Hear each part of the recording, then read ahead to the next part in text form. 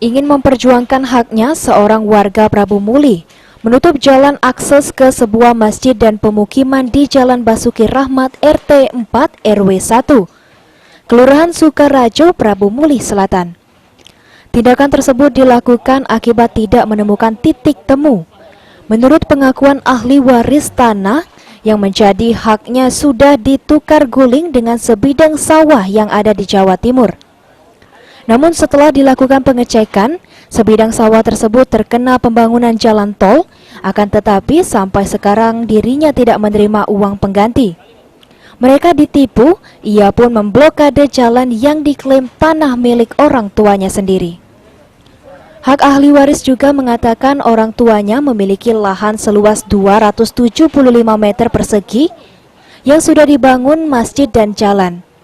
Transaksi tukar giling tersebut terjadi pada tahun 1995 dan menurutnya transaksi tersebut tidak sah karena tidak sesuai perjanjian semula. Saya telusuri, rupanya pernah terjadi seperti tukar guling atau apa istilahnya. Namun tanah yang ditukarkan untuk tanah bapak saya ini ternyata tidak ada sertifikatnya. Begitu orang tua saya meninggal, saya mau ambil tanah yang dijanjikan itu ternyata tidak ada. Sehingga saya menuntut kepada pihak sini bahwa saya merasa ditipu. Mengapa hak milik saya, surat-suratnya diambil, rumah saya diambil, sementara yang ditukarkan tidak diberikan kepada saya. Di lain pihak, warga merasa tidak pernah ada masalah dengan keluarga pemilik tanah.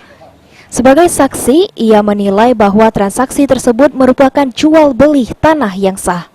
Akibat dari penutupan jalan ini, warga mengaku terganggu dan akan menempuh jalur hukum untuk menyelesaikan sengketa ini. Ini kan Pak Hasan Basri. Jual beli Pak ya, Ya, bukannya tukar.